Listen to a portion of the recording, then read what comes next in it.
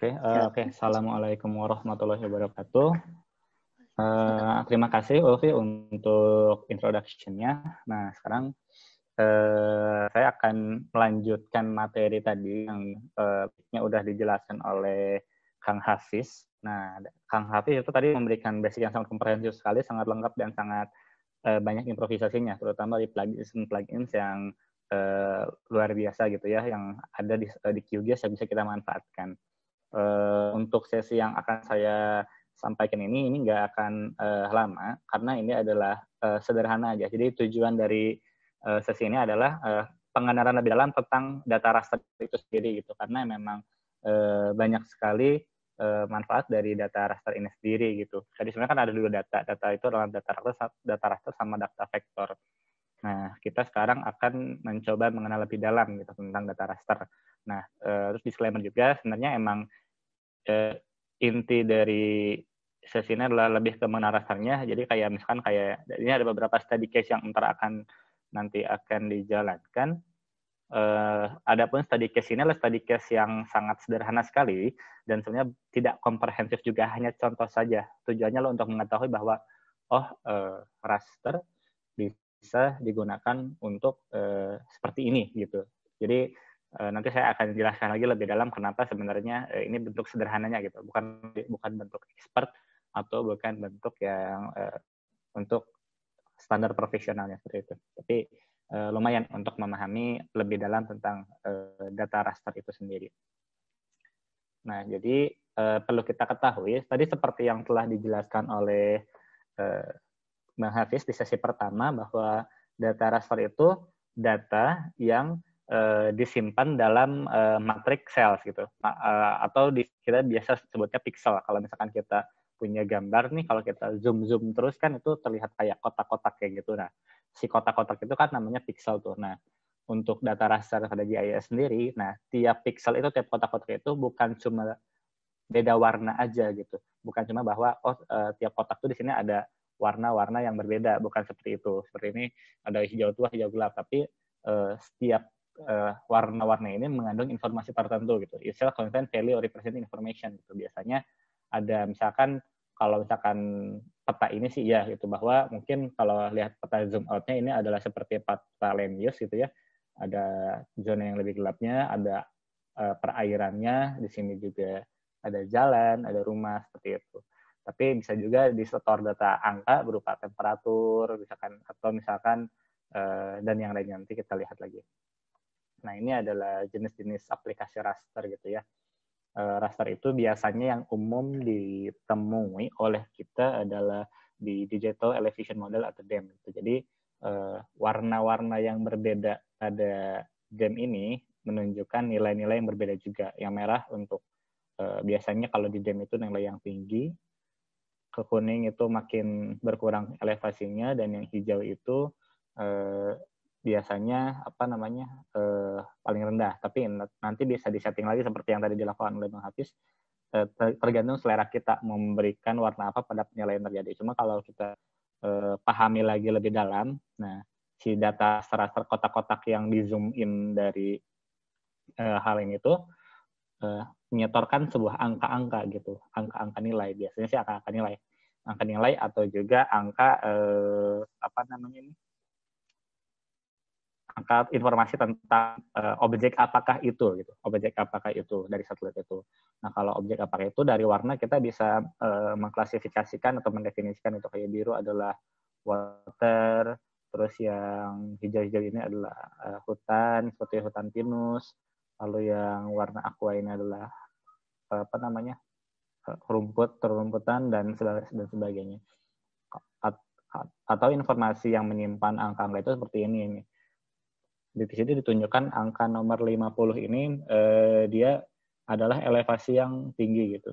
Nah, makin sini dia elevasinya menurun, warnanya berubah, menurun juga. Sini angka juga menurun seperti ini. Nah, bisa dilihat pada gambar ini bahwa yang warna hijau muda di bawah ini dia paling rendah, dan juga kalau misalkan digambarkan dalam raster, dia pun memiliki paling pendek, dan juga di sini nilainya paling rendah seperti itu. Jadi ini adalah gambaran tersendiri raster itu seperti apa gitu. Siapa tahu tadi ada teman yang masih bingung. Nah, ini emang base-nya seperti ini. Biar kita bisa lebih memahami bahwa nggak cuma menunjukkan warna doang atau perbedaan objek doang, tapi dia itu memilih angka. Nah, ntar angka ini yang akan kita manipulasi untuk informasi-informasi yang kita inginkan gitu. Karena kan kalau misalkan kita kayak ingin mengetahui tinggi apa lereng atau apa itu kan sebenarnya ada operasi matematika yang membutuhkan parameter ketinggian. Nah, operasi matematika yang menggunakan parameter ketinggian ini bisa kita gunakan di raster kalkulator untuk memanipulasi raster sehingga kita bisa mendapatkan informasi atau penyajian data yang bisa kita manfaatkan untuk berbagai keperluan. Nah, ini adalah satu contoh lagi yang lainnya. Kalau ini kan warnanya bagus ya, warna-warni. Nah, biasanya kalau in real case-nya, pada case yang sebenarnya, untuk digital elevation model warnanya tuh, nah yang bisa kan kayak gini nih. Ini gelap-gelap, terus juga menjadi ada yang terang, ada yang gelap. Nah, yang terang dan gelapnya itu, kalau misalkan dilihat di sini tuh, yang gelapnya, yang lebih gelap, dia memiliki nilai yang lebih tinggi, sementara makin di sini makin terang, dia memiliki nilai yang lebih rendah.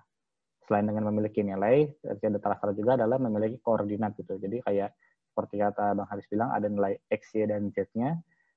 Z-nya itu bisa berupa elevasi atau yang lainnya. Sementara X dan Y-nya biasanya dalam bentuk koordinat gitu. Jadi dalam satu pixel raster ini memiliki 3 informasi, yaitu dua informasi, yaitu informasi koordinatnya dalam X dan Y, dan nanti koordinatnya biasanya bisa dalam Cartesian atau dalam UTM. Yang satu lagi adalah informasi tadi tergantung apakah peta digital elevation model atau peta temperatur atau peta tata guna lahan gitu. Nah, biasanya kalau raster sendiri itu tidak seperti vektor yang bisa menyimpan banyak data. Nah, di raster sendiri biasanya satu pixel itu merepresentasikan satu nilai tertentu saja. Nah, ini ada salah satu contoh dari Windows raster kalkulator ya, bener-beneran kalkulator gitu. Benar-benar ada tambahnya, operasi tambah kurangnya gitu, ada kalinya, ada akar, ada sin cos-nya dan lain-lain, benar-benar seperti kalkulator. Hanya objek yang dijumlahkan itu adalah berupa raster tadi. Nah, ini kan mungkin ada pertanyaan kayak, loh, kenapa raster bisa ditambahin? Ya kan tadi bahwa raster itu dia memiliki nilai. Nah, kalau yang punya nilai berarti dia bisa kita manipulasi dengan kalkulator, bisa kita hitung-hitung, bisa kita bagi, bisa kita kurangi, bisa kita tambahkan gitu. Nah, ini contohnya adalah kalau ada elevation dan line cover, kita juga bisa membuat conditional gitu, misalkan kayak elevasi yang lebih dari 0 gitu. Atau misalkan elevasi yang lebih dari 100 meter atau apa, nah itu kita bisa ekstrak. Nanti kita lihat aplikasinya akan seperti apa.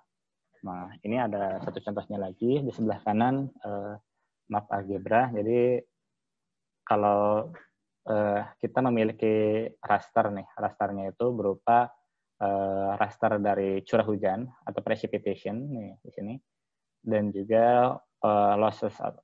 Losses itu adalah kehilangan air. Pertambahan ini kehilangan air. Nah, kehilangan airnya itu dalam fungsi evaporasi dan juga infiltrasi. Nah, kalau kita punya peta curah hujan dan peta losses, nah si petanya ini kita bisa kurangkan sehingga peta curah hujan dengan peta losses itu kita bisa memiliki peta limpasan seperti itu. Nah, ini adalah satu-satu gambarannya yang akan kita lakukan selanjutnya. Nah, selanjutnya ini adalah kita coba beberapa study case. Kita cobain yang tadi raster kalkulator itu kita tambahin nilai dari raster ke raster atau dikurangi atau dibagi. Nah, bahan-bahan yang kita butuhkan adalah aplikasinya sendiri, terus ada DEM, ada Landsat. Kalau DEM ini kan adalah sebuah raster yang menyimpan informasi ketinggian. Kalau Landsat ini, nah nanti ini juga ada nilai-nilai tertentu dari Landsat sendiri yang bisa kita manipulasi untuk mendapatkan informasi. Dan juga ada peta kebasahan lahan berdasarkan topografi wetness index map. Nah, ini udah di-share ya di grup, kalau misalkan mau sambil nyobain juga boleh. Nah, kita langsung nyoba. Nah, Ini juga rawan banjir sederhana ya, yang masih dinamis sekali. Jadi bukan rawan banjir beneran, dan banjirnya juga bukan banjir bandang yang akibat curah hujan terus tiba-tiba dia jadi ada aliran yang cepat dan volume yang besar yang membuat suatu daerah banjir.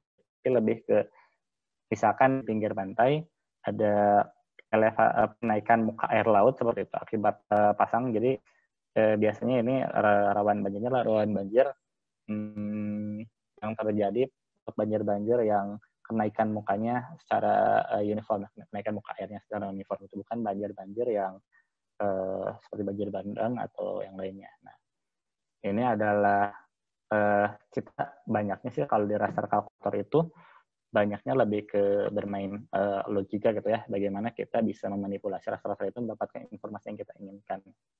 Nah, di sini bisa kita lihat bahwa kita punya misalkan daerah Dayakolot nih ya, daerah di Cekungan Bandung.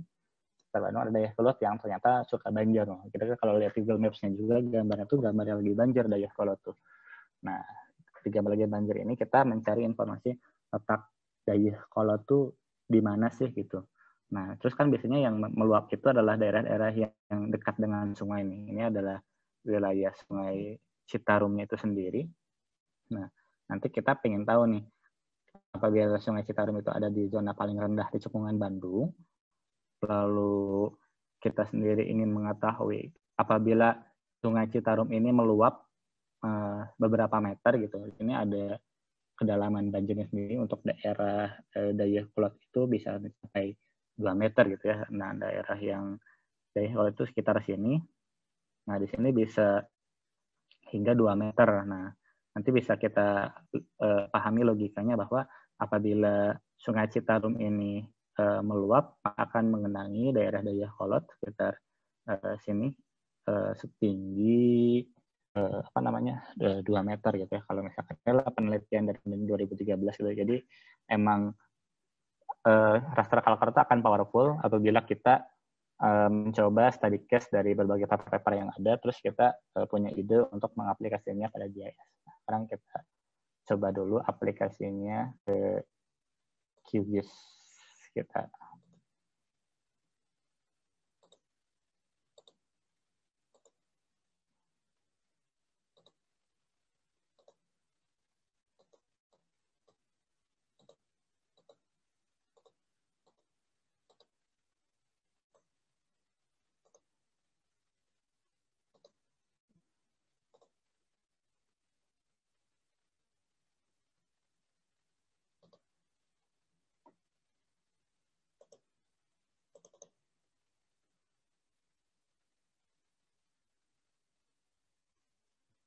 Oke, udah masuk ke Windows QGIS-nya. Kita coba new project ya. Nah, ini adalah project yang masih kosong yang bisa kita manfaatkan. Nah, setelah kita masuk ini project, tadi dari sesi sebelumnya udah dikasih tahu gimana cara masukin data-datanya. Nah, kita coba masukin data yang udah di-share tadi ya.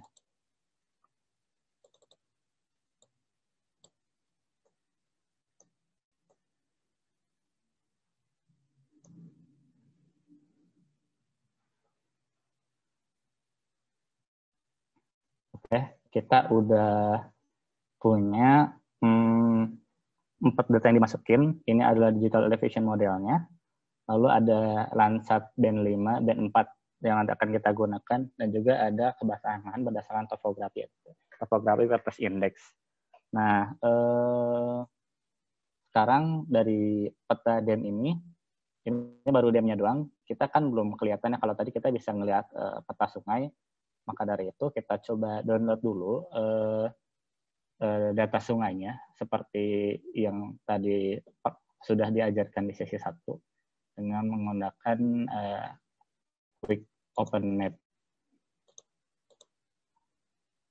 Nah, Quick Map ArcGIS.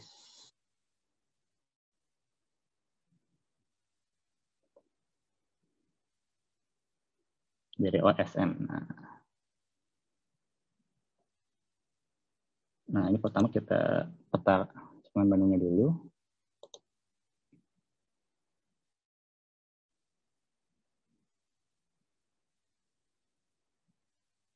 Nah, sudah. Nah, setelahnya kita mau mencoba memasukkan sungai dari plugin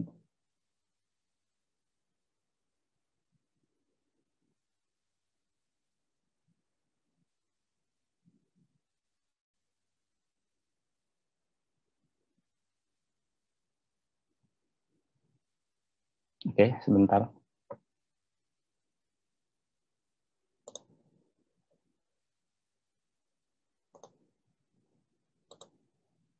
In this exercise.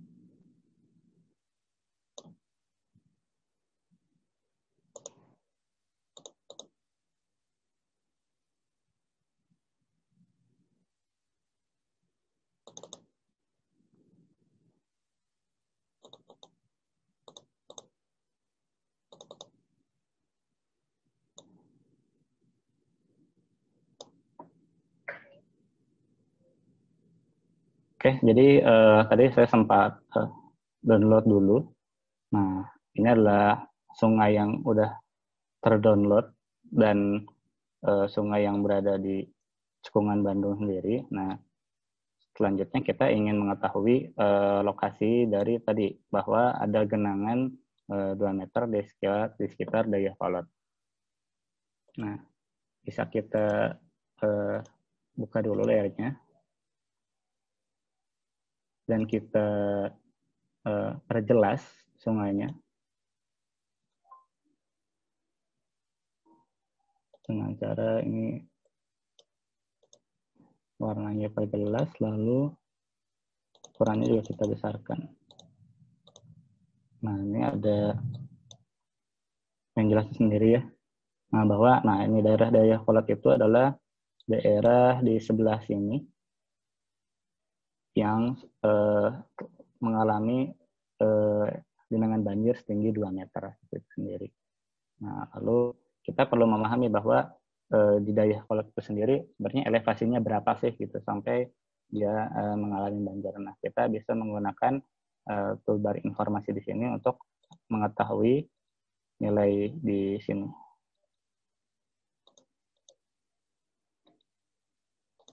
Nah, ketahui bahwa dia itu memiliki elevasi 662. Lalu tadi ada genangan setinggi 2 meter. Nah, maka elevasi dari genangan itu sendiri adalah di 664. Nah, maka dari itu kita ingin mencoba mengekstrak area-area apabila kita mengasumsikan bahwa genangan banjir itu terjadi secara merata gitu ya, seperti air di dalam mangkok seperti itu atau air di dalam gelas, karena tadi kita study case-nya bukan banjir bandangnya tapi banjir yang kenaikannya itu uniform seperti itu. Nah, maka kita akan mengetahui bahwa tinggi genangan banjir yang terjadi oleh luapan Sungai Citarum mencapai elevasi 664. Nah, maka dari itu kita coba menggunakan raster kalkulator yang diaplikasikan pada DEM kita. Nah ini raster kalkulatornya. Ini adalah digital elevation modelnya. Dia tinggi, kita mencari yang area yang kurang dari atau sama dengan tadi elevasi di Dayakolot itu 662, kita masukkan 665 ya, kurang lebih 664 tambah mungkin sekian meter, kan ada galatnya sendiri. Nah, kita coba di share dulu sini.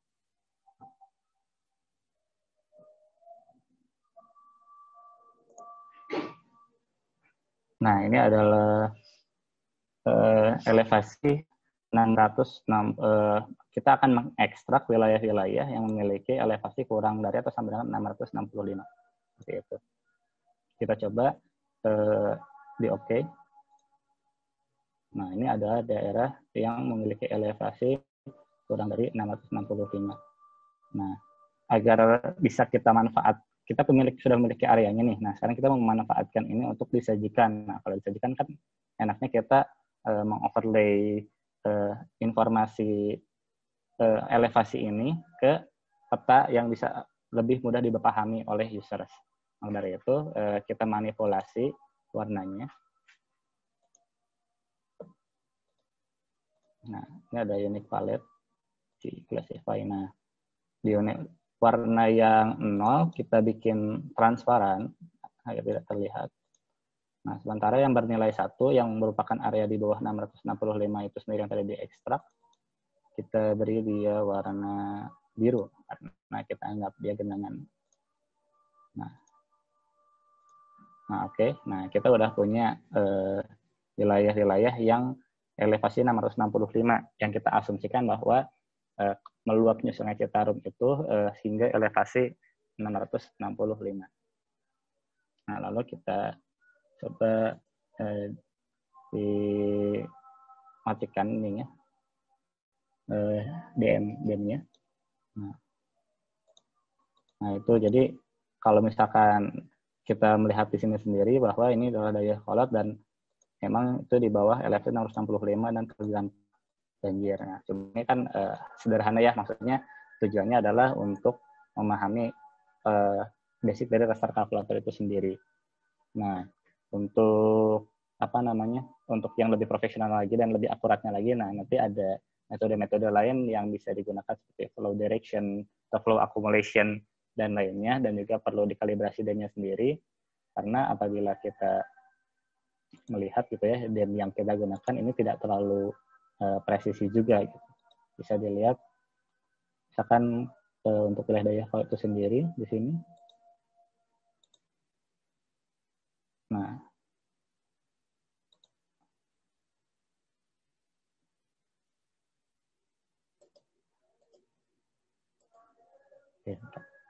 sorry. Lihat dulu.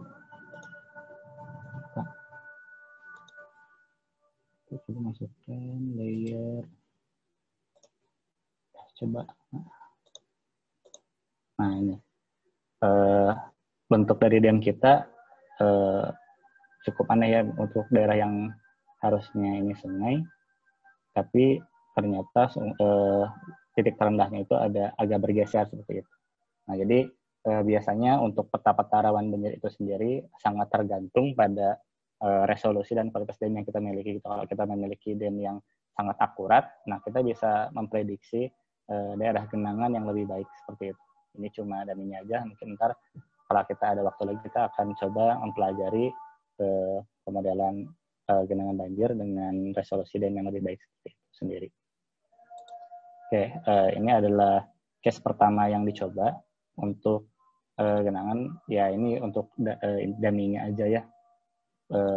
Bisa digunakan seperti ini. Nah, nanti ini tinggal dilakukan digabungkan dengan layoutan peta. Nah, bisa kita manfaatkan seperti itu. Nah, selanjutnya kita akan coba study case yang kedua. Nah, study case yang kedua itu adalah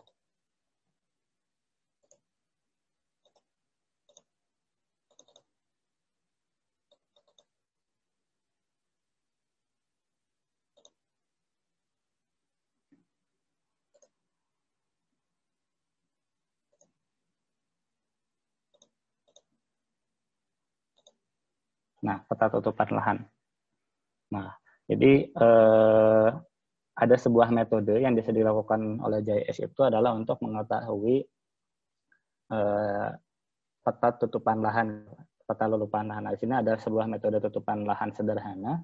Nah, di peta tutupan lahan sederhana ini kita memanfaatkan Landsat 8 yang bisa di-download dari USGS. Dan diketahui dari suatu referensi bahwa nilai NDVI itu adalah dengan cara kita menjumlahkan raster-raster band tertentu pada Landsat 8. Di sini adalah NIR dikurangi dengan FIS dibagi dengan NIR ditambah dengan FIS. Nah, masing-masing memiliki panjang loma yang berbeda berdasarkan rumus INDVI. Nah, di sini ada band 5 dan band 4. Nah, bisa kita lihat bahwa NIR itu di sini adalah band 5 dan FIS-nya itu adalah band 4 menurut referensi yang saya temukan di internet seperti itu. Maka kita harus melakukan operasi dua Landsat dengan Landsat kalkulator dengan hitungan seperti ini. So, kita cobain lagi ya.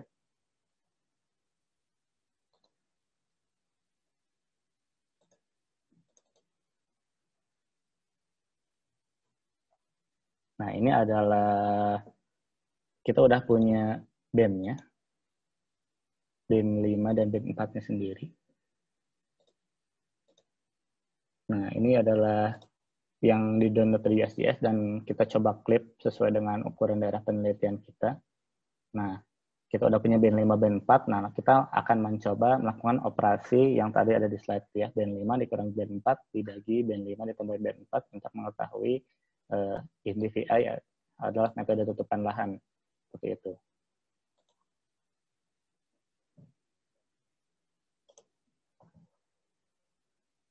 Nah, ini ada band 5.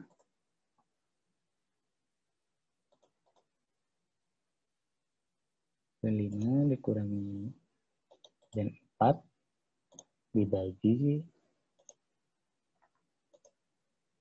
band 5 ditambah band 4. Nah, kita harus menambahkan ke dalam kurung ya, karena dalam operasi matematika apabila tidak ada tanda kurung ini, maka yang akan dilakukan operasinya adalah pembagian ini dulu. Nah, nanti jadi ngaco nilainya. Maka dari itu kita sesuai dengan tuntutan bahwa kita harus melakukan pengurangan dan penambahan dulu, baru membagi atas dan bawahnya seperti itu.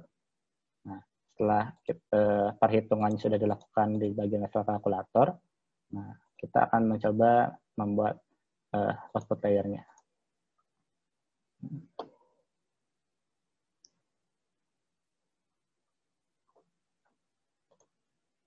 Oke, nah kita lakukan operasinya. Band 5 dengan band 4 dibagi band 5 sama band 4. Oke.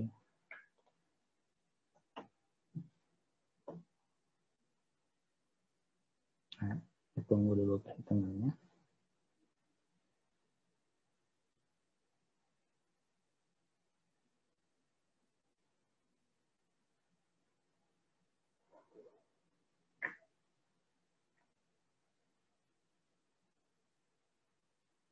Nah, jadi ini adalah layer baru kita dari hasil perhitungan. Jadi biasanya perhitungan raster kalkulator itu menghasilkan layer baru ya. Ini layer barunya adalah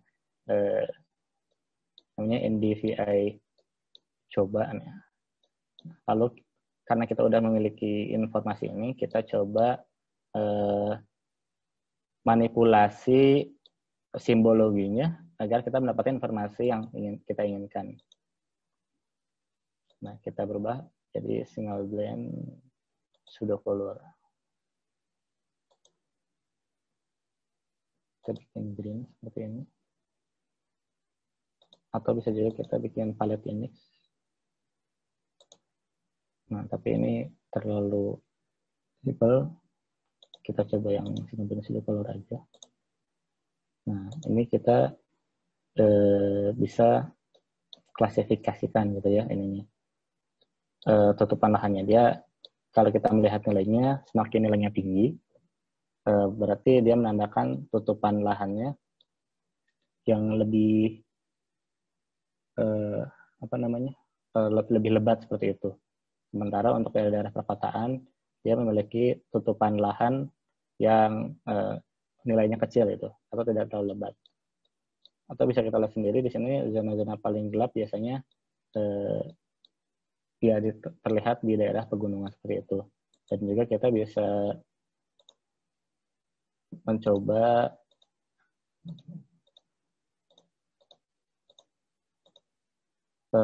bisa juga kita mencoba mengklasifikasikannya seperti itu. Nah, bisa juga dibuat seperti ini gitu. Misalkan yang sangat hijau kita beri nama hutan lebat. Lalu yang hijau lebih terang kita sebut kebunan. Lalu juga yang lebih jarang lagi misalkan sawah. Lalu yang lebih terang lagi mungkin taman kota. Yang ini adalah bangunan. Nah, kita coba aplikasikan. Nah, di sini kita sudah mencoba mengklasifikasikannya berdasarkan warna-warna tersebut. Kita juga bisa coba mengubah, misalkan yang bangunan kita ingin ubah warnanya menjadi hitam biar beda signifikan.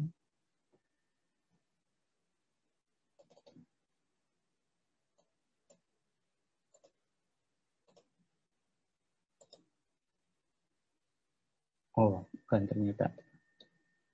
Oh, yang putih ternyata dia null numbers. Mungkin kita coba harusnya ini yang bangunan ya tadi.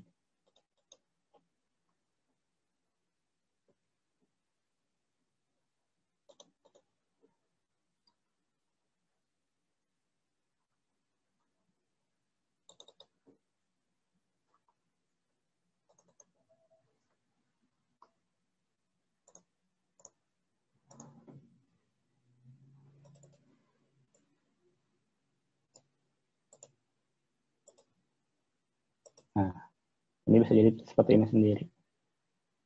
Kalau misalkan kita ingin membedakan biar jelas mana hutan lebat sama yang ini, bisa juga yang perkebunan kita bikin warnanya kuning atau sangat terang.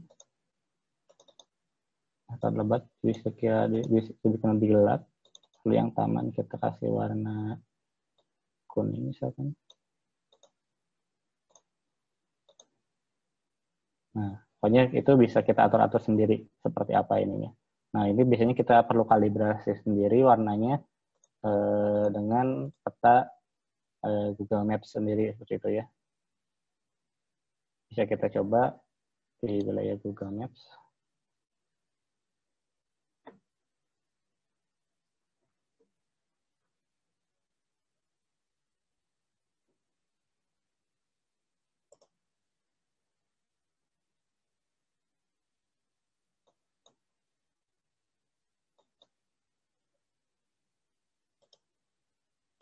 Hello, this is Hans van der Kwast from IHE Delft Institute for Water Education.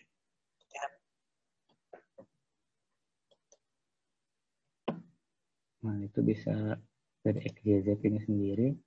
Cuma saya belum download. Mungkin nanti bisa dicoba sendiri gitu ya. Nah, kita coba ke latihan yang berikutnya.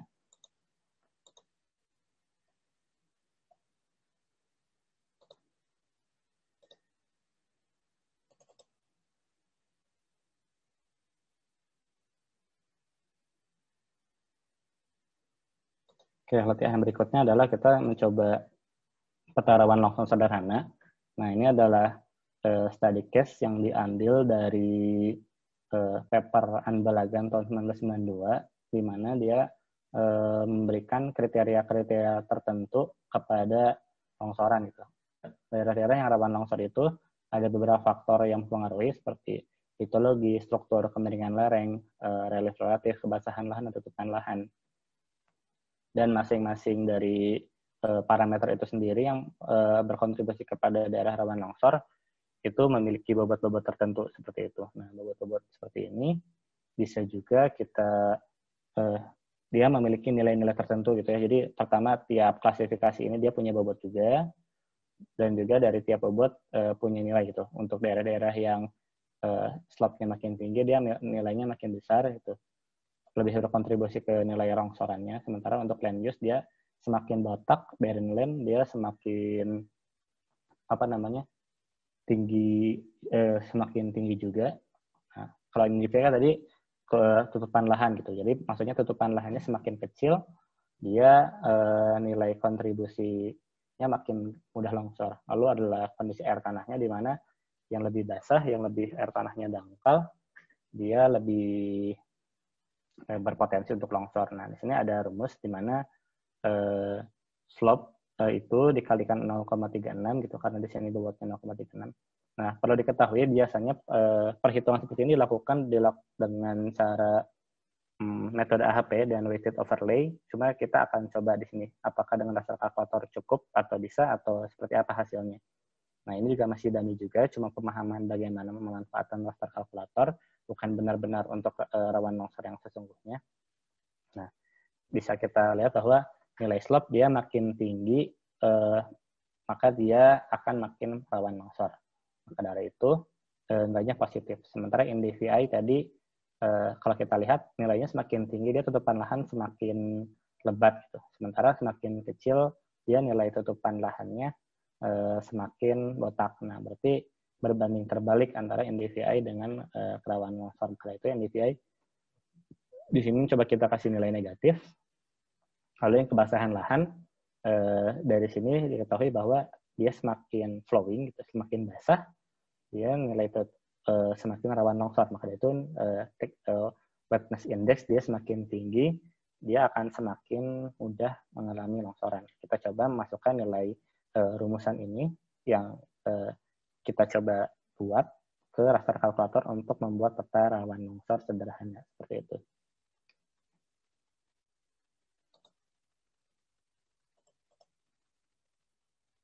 Nah, ini adalah peta rawan longsor sederhana.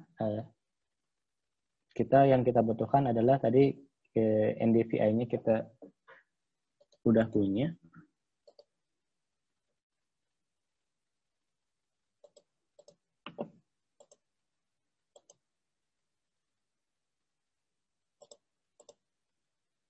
Kita kembalikan ke nilai-nilai yang kita punya. Di sini ada bahan yang kita butuhkan, bahwa kita punya NDVI. Untuk peta kemiringan lereng bisa kita dapatkan dari ini ya, peta digital elevation model dengan menu yang ada di sini, namanya raster analysis. Lalu kita mana slope. Oke.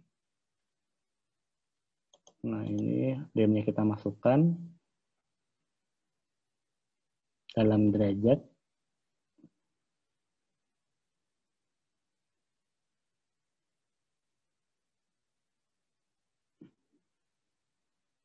Oke.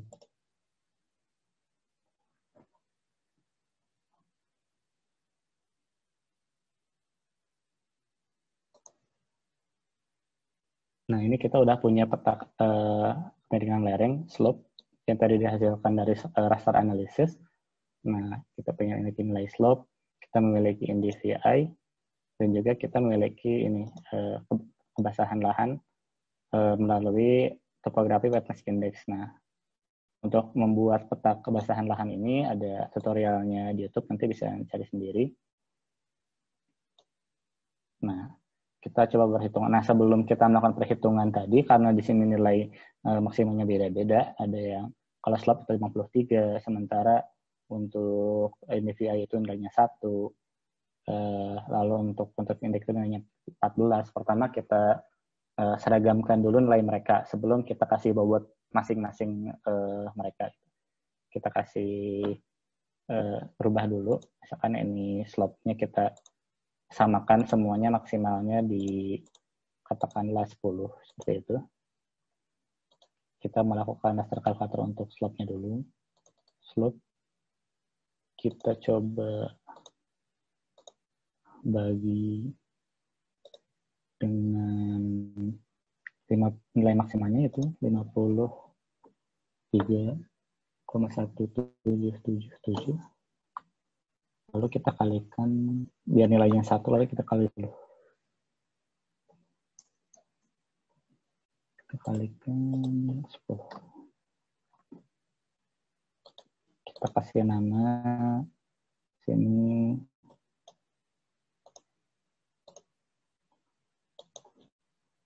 slope 10.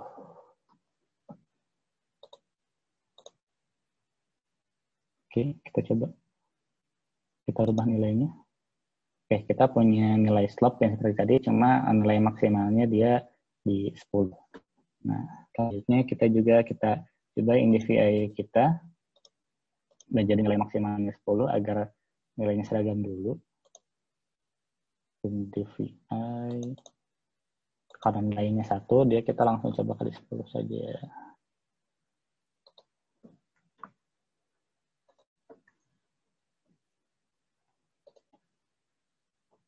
NDVI 10.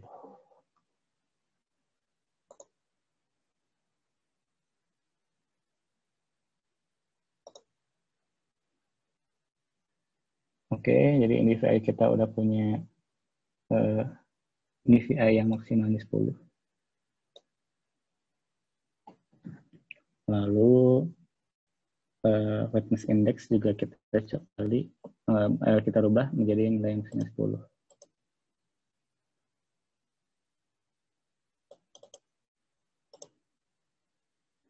Dibagi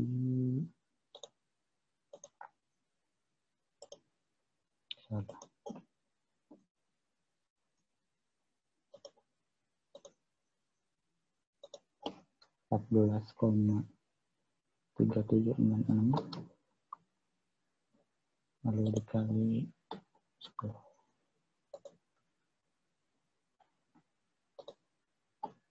Bikin dari 10.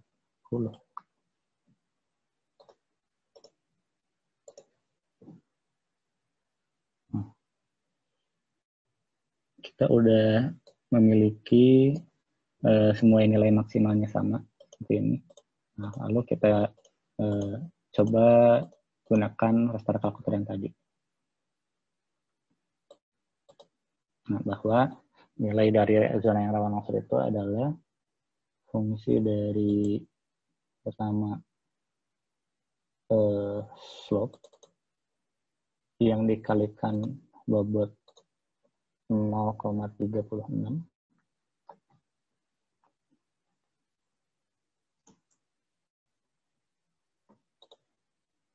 dikurangi tutupan lahan TVI yang memiliki bobot 0,04. Sini bobotnya jauh lebih kecil daripada slope ya, pemberian lereng. Ini menandakan dalam penelitian Anbalagan itu atau Rekonoglu, dia memiliki kontribusi yang kecil tutupan lahan itu terhadap tingkat kerawanan longsor. Lalu ditambahkan apa tadi, kebasahan. Kebasahan tadi bobotnya 0,22. Oke, nah di sini kita udah memasukkan rumus yang tadi, rumus yang bisa kita lihat dari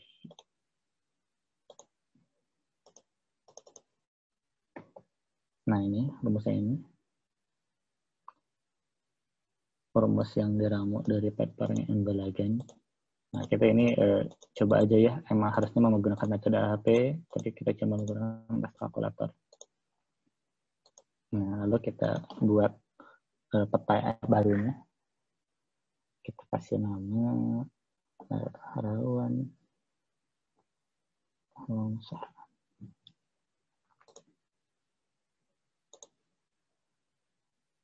Nah, kita coba eksekusi.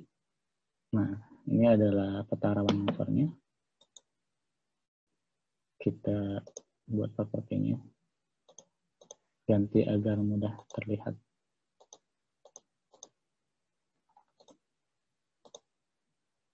Nah, kalau range-nya biasanya tuh yang ini, tapi kita invert. Nah, ini adalah kawasan tingkat kerasan longsor. Sebenarnya petanya emang kalau misalkan dibilang oh ini mirip sama peta kemiripan lereng ya, mungkin iya, karena emang tadi kontribusi terbesar dari daerah-daerah yang rawan longsor itu adalah peta daerah dengan slope yang tinggi itu ya. Bisa kita coba ini yang slope.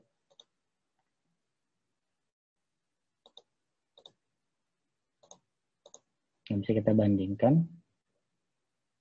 antara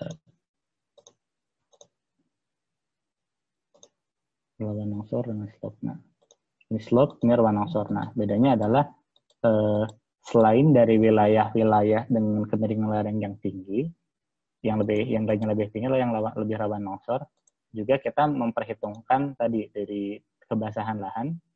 Nah, ini adalah peta kebasahan lahan kita.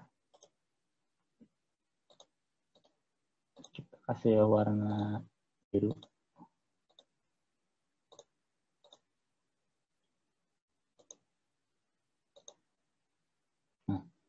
Daerah-daerah yang dinilai nilai lahannya lebih basah berdasarkan topografi adalah daerah-daerah yang dekat dengan sungai dan daerah-daerah rendahan yang jenuh air.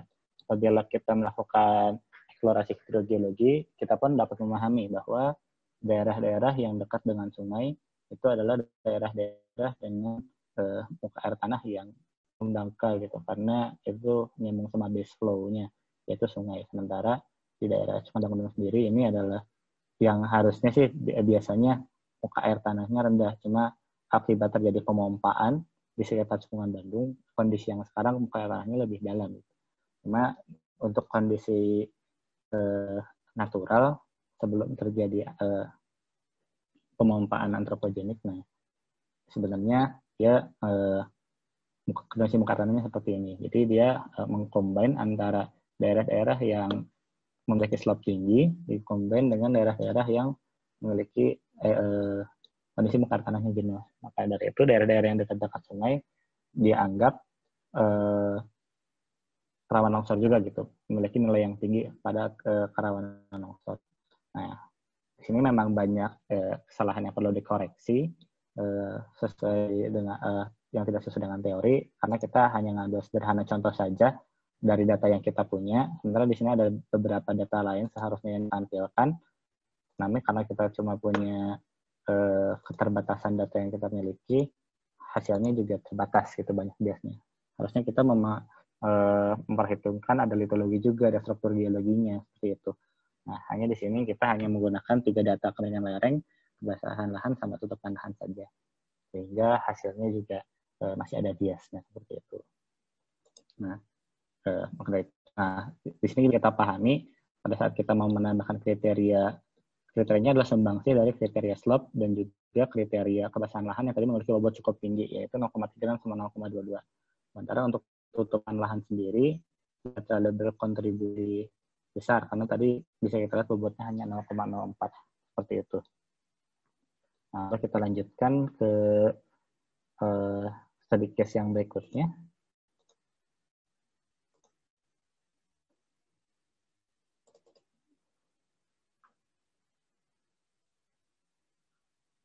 Nah, ini study case yang berikutnya itu adalah yang terakhir. Nah, peta zona resapan sederhana.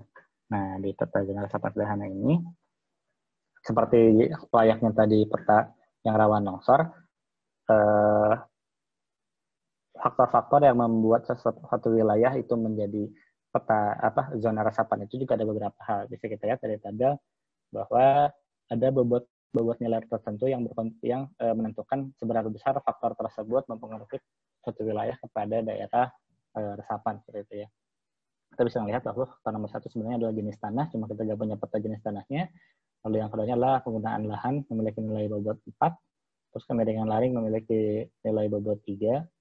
Sementara untuk potensi keberadaan muka air tanah sendiri memiliki bobot 2 untuk zona resapan itu sendiri, seperti itu.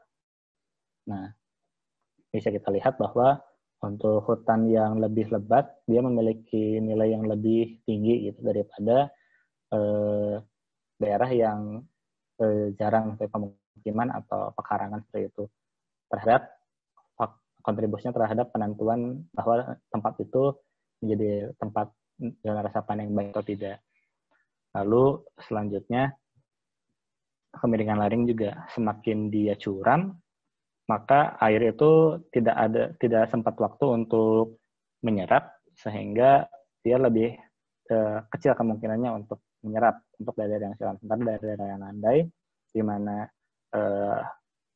air limpasannya itu tidak secepat daerah yang curam, sehingga masih ada waktu untuk melakukan infiltrasi seperti itu.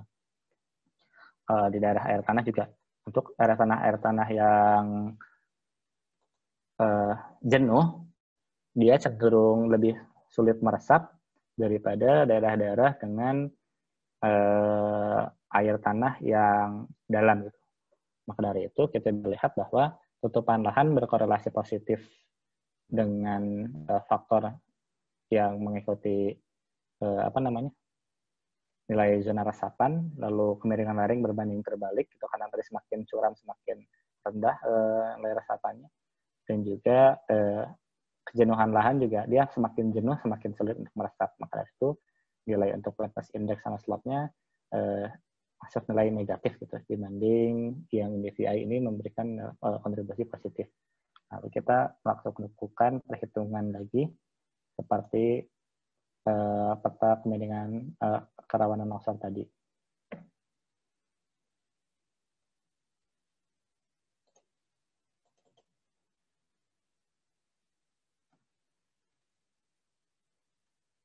Nah, ini kita coba yang rumus tadi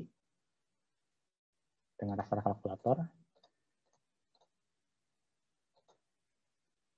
Kita memiliki NDVI atau tutupan lahan yang dikalikan bobot 4. Lalu dikurangi tadi slope ya. Slope-nya sendiri. Karena semakin curam semakin kecil, diberi bobot 3. Selanjutnya, nah ini untuk bobot kebasahan lahan ya. Kasih bobot 2. Oke, kita sudah memasukkan 3 faktor dari data-data yang kita miliki terhadap daerah zona resapan. Lalu kita buat datanya, dataset zona resapan. Kita lakukan perhitungan. Harusnya negatif ya tadi ya. Nah, karena makin jenuh, dia makin sulit meresap. Oke, zona resapan sudah jadi. Kita coba lihat daerah lebih mudah dilihat. Oke, di sini bisa kita lihat ya. Ini adalah hasil dari zona resapan dari data 3 data yang kita miliki, bahwa walaupun secara tutupan lahan itu di sini hijau pekat gitu ya. Nah, cuma ada beberapa wilayah di sebelah sini yang sebenarnya dia resapannya kecil gitu, karena dia slope-nya terlalu tinggi. Walaupun di sana banyak pohonnya, tapi karena slope-nya terlalu tinggi, di sini air sulit meresap di sini, dan dia akan cenderung meresapnya di wilayah yang sudah mulai landai. Nah, dapat kita lihat apakah benar di sini daerah yang landai. Nah, iya, di sini ternyata di hijau ini adalah daerah yang landai, sehingga dia nilai resapannya dianggap tinggi. Ini makin gelap birunya makin tinggi. Nah, sementara di perkotaan sendiri, di sini ada warna terang menandakan nilai resapan yang rendah. Nilai resapan yang sangat rendah ini, apabila kita melihat tadi NDVI-nya, bahwa ini adalah zona-zona perkotaan gitu, yang sudah tertutup oleh bangunan-bangunan yang menyebabkan kondisi airnya kedap. Nah, jadi kita lihat dari aspek slope, tutupan lahan, dan juga kebasahan lahan.